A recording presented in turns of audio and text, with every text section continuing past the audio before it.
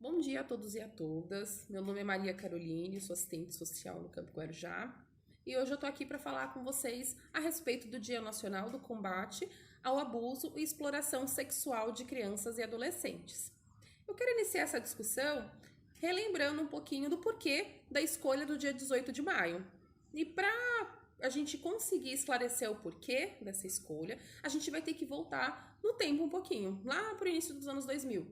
Onde, através de um projeto de lei, é estabelecido esse dia, e tendo como referência a data do dia 18 de maio, um caso que aconteceu em 1973, na cidade de Vitória, no Espírito Santo. Foi o caso Ariceli, foi um caso muito bárbaro, foi um caso que gerou uma comoção muito grande, até mesmo por conta de como foi esse crime. A Ariceli tinha 8 anos na época, foi sequestrada, foi torturada, foi estuprada e morta.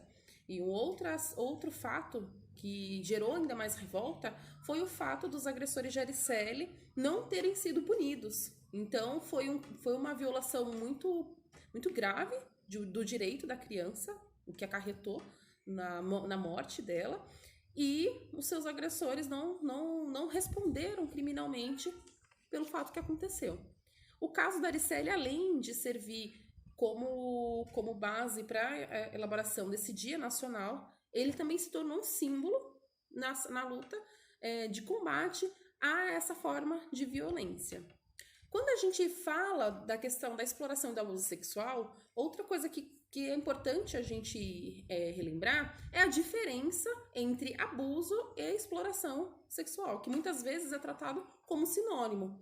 Quando a gente fala em abuso sexual, a gente tem um adulto que utiliza-se do corpo da criança ou do adolescente para satisfação sexual. Quando a gente fala em exploração sexual, há uma mercantilização do sexo. E é uma relação que pressupõe uma troca.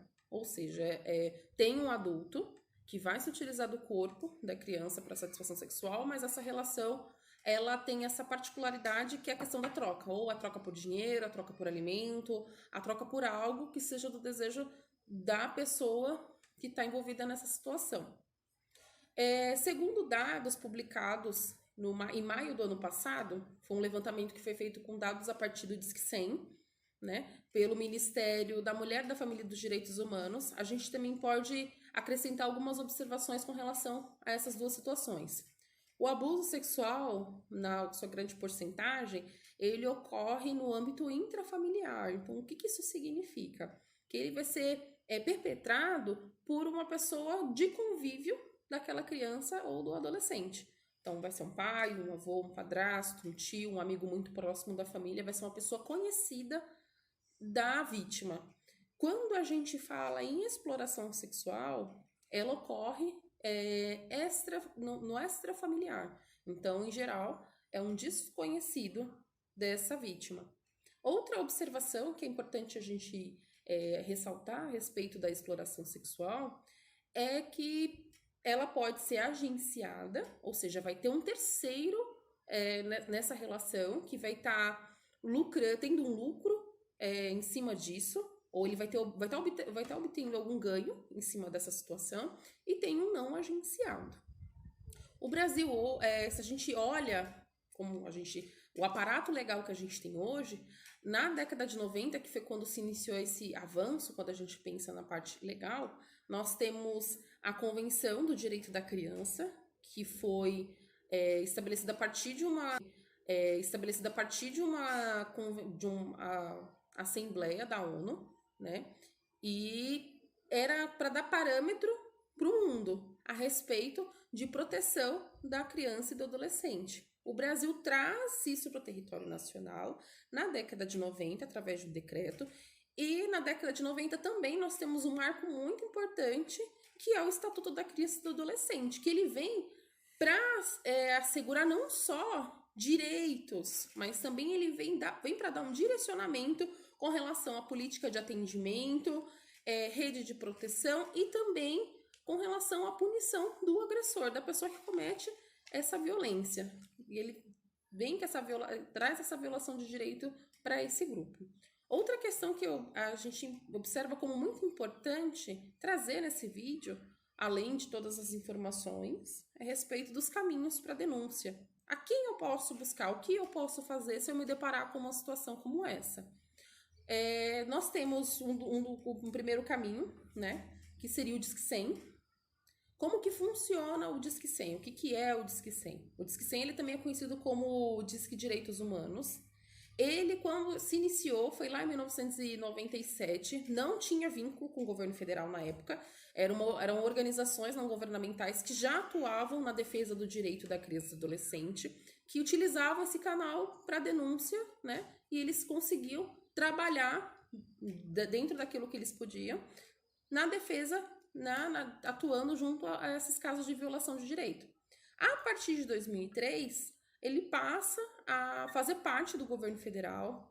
E, assim, é importante a gente observar essa saída dele, né, da organização não governamental para o governo federal, porque é uma ferramenta da gente levantar dados e, a partir desses dados, pensar em políticas para a gente atuar no combate a essa forma de violência.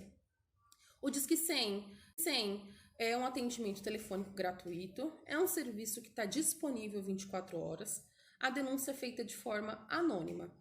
Depois que a pessoa faz a denúncia, ela é encaminhada para os órgãos responsáveis e o profissional que for receber essa denúncia, ele tem até 24 horas para apurar a denúncia.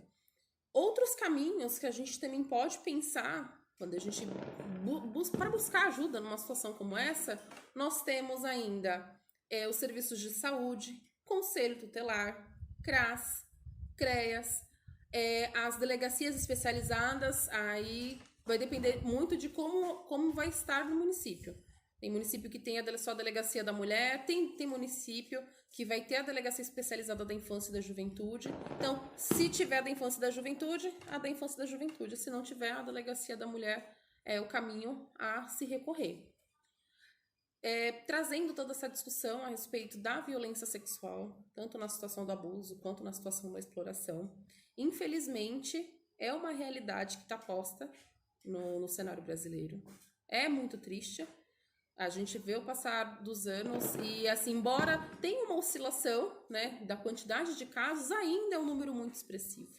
A gente ainda vê números muito altos, né, a respeito disso. E é um tipo de violência que ela não tem distinção de classe. Então, ela pode tanto atingir a classe mais pobre quanto a classe mais rica. Então, ela não faz essa distinção de ser rico ou ser pobre.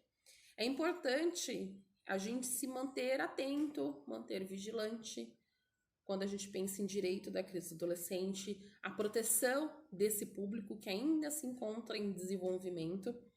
É importante dar visibilidade para essa discussão, não só no dia 18 de maio, né, como é feito todos os anos, mas a gente pensar isso, trabalhar isso no nosso dia a dia, trazer essa discussão, levar a informação, é importante não somente no dia de hoje.